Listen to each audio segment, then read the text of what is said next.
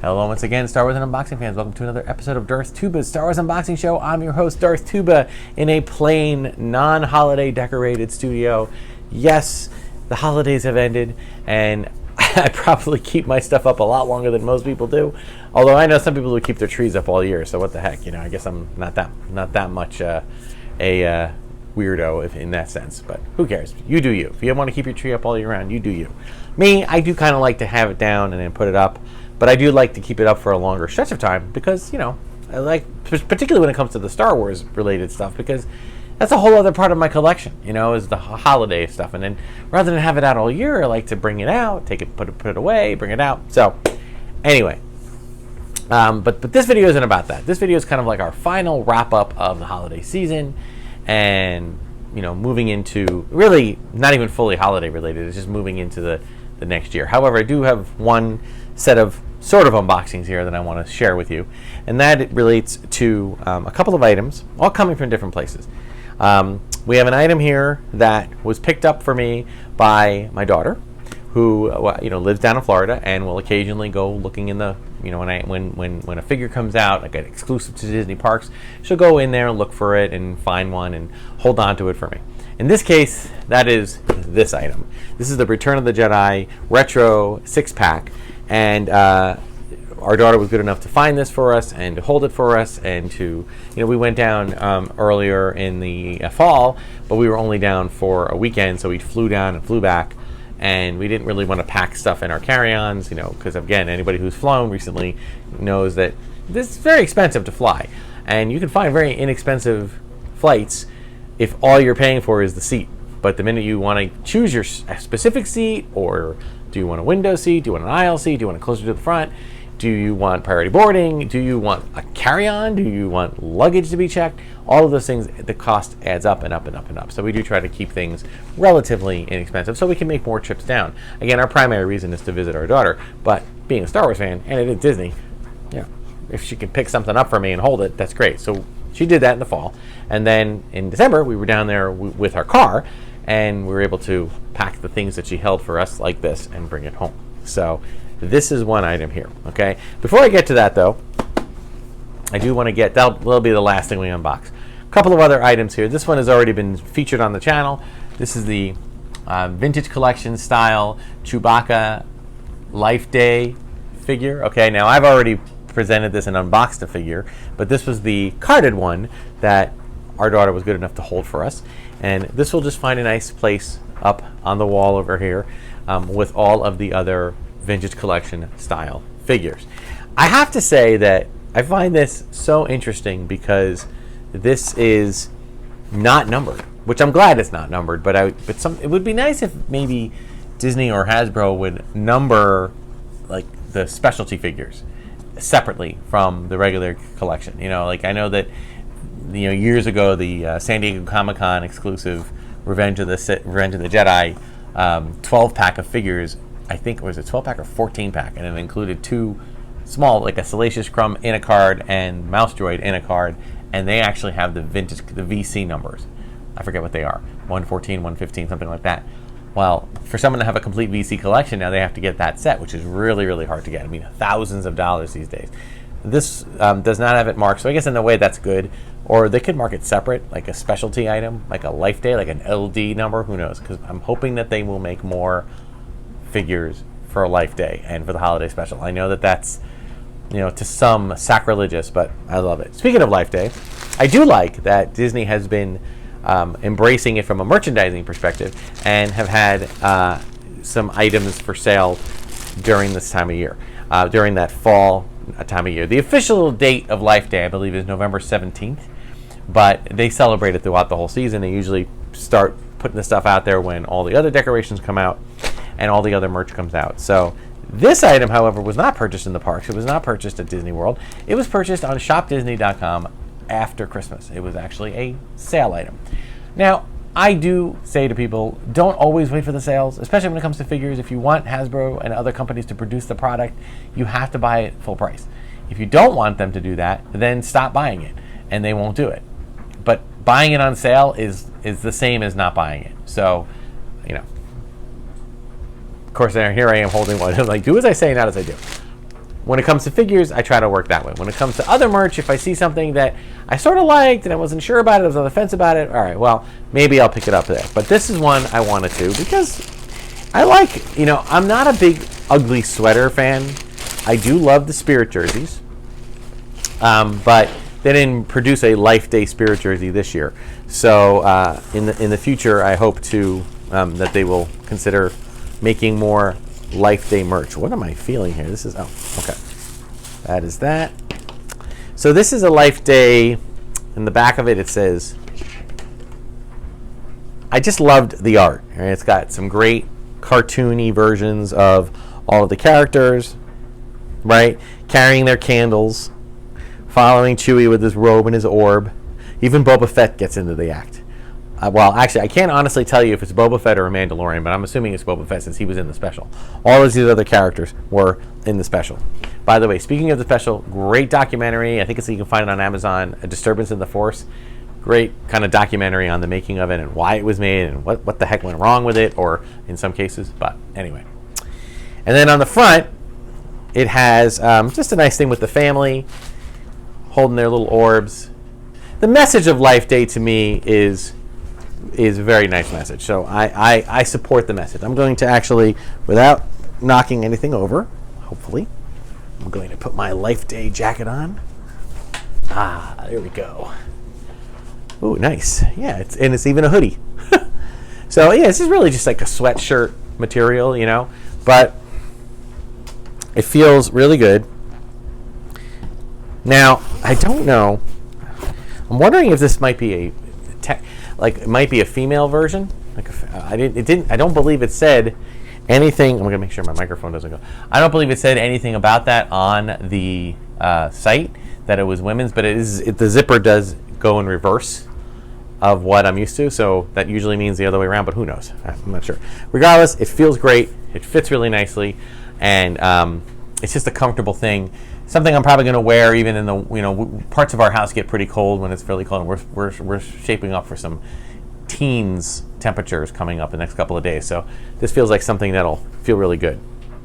Another thing that we got, I finally bent and went with the orb. I think it was the first time I had this. I don't think I ever got this. This is one of those things where I was kind of looking at it and I was like, oh, I don't know if I want that. I don't know if I really, is that really something? It's like the popcorn bucket dilemma, in Disney. They sell popcorn buckets, they sell sipper cups like this, and people buy them, on impulse, and they're like, oh, I don't know, and then later on it ends up just sitting there, and they end up selling it. And yeah, I've been guilty of that. I've sold popcorn buckets at yard sales, things of that nature. But I just liked the look of this, and I do love how I had to put a little napkin in there.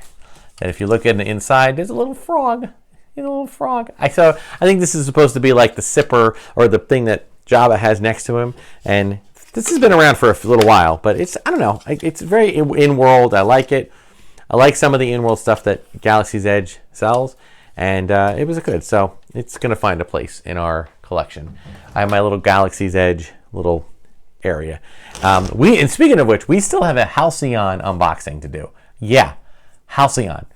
Been closed now it's been almost 6 months. Well, let's see, we went in July, August, September, October, November, 6 months since we've been there. And we had our follow-up talk about it with the family that we went with the Wisbicki family. And it's been closed since the end of September, but we just haven't had a chance for both me and I don't want to do it alone. I want Mrs. Megalio, Mrs. Darth Tuba, if you will, Cindy to be there, Rogue Pork Fan on Twitter.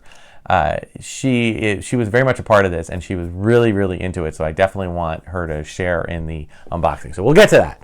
Okay, I'm sure you can find what most of the products were out there, but just make sure my straps here don't get in the way. All right, so now this is the 6-pack, and it was really cool. But what was really, really cool about this is the fact that, and I'm not going to unbox them. I'm going to put them out of this box. But the thing that was cool about these was that it included one figure that was never released. Okay, so let's go through them here and see what we have. So I'm going to gently place them like this.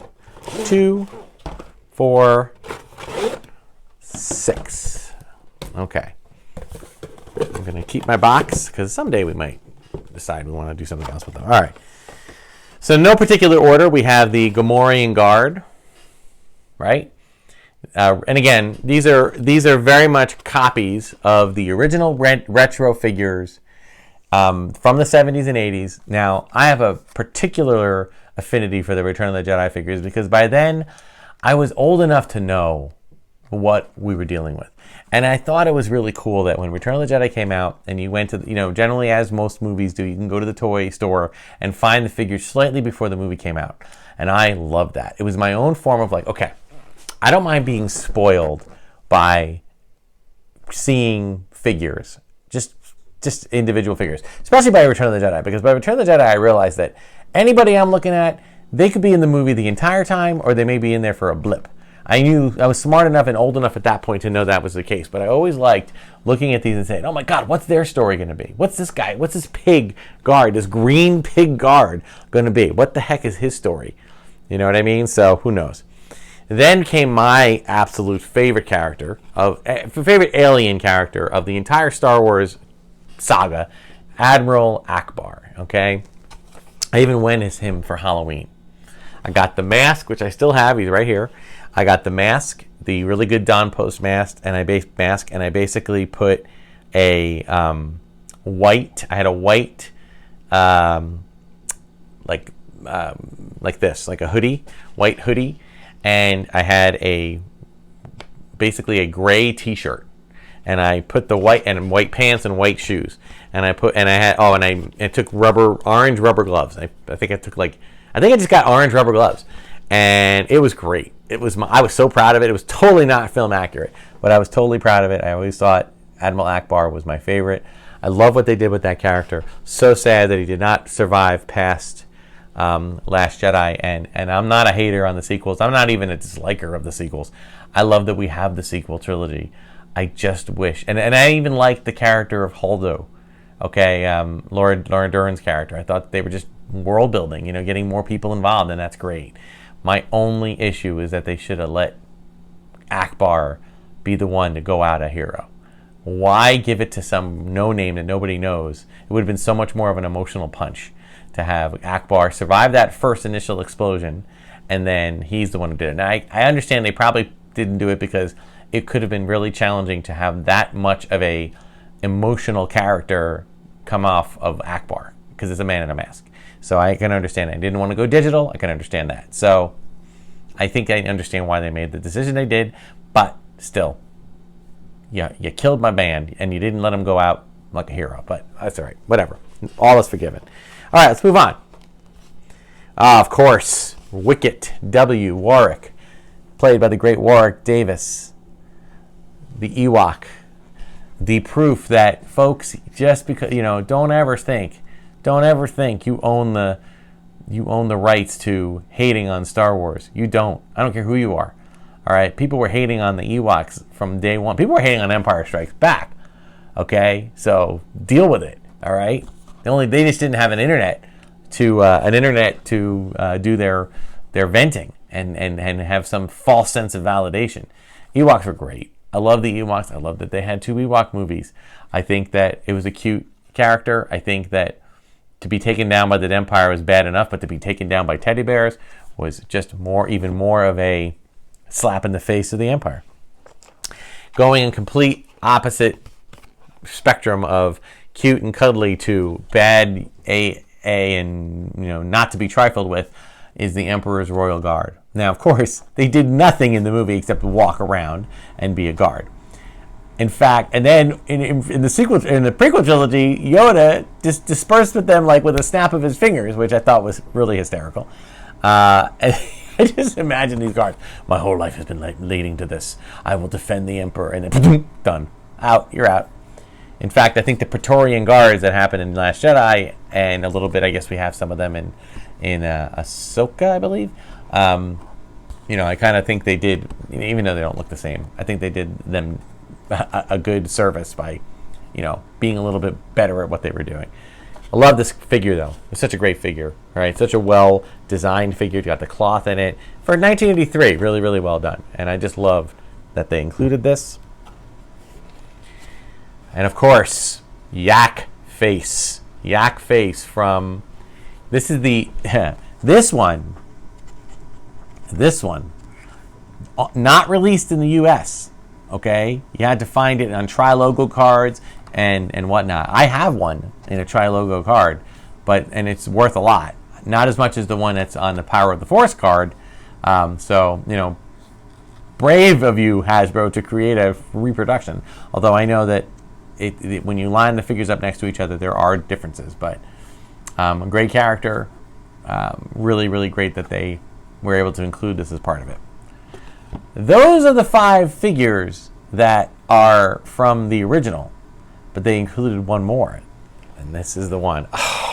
Oh yes, they included Mon Mothma, a figure that should have been released back in the 80s. If they're going to release bunch of the characters, if they're going to release Squidhead, who didn't even have a line, and then they released General Madine, who did a whole thing. They released Akbar, they released Madine. Where's the trifecta?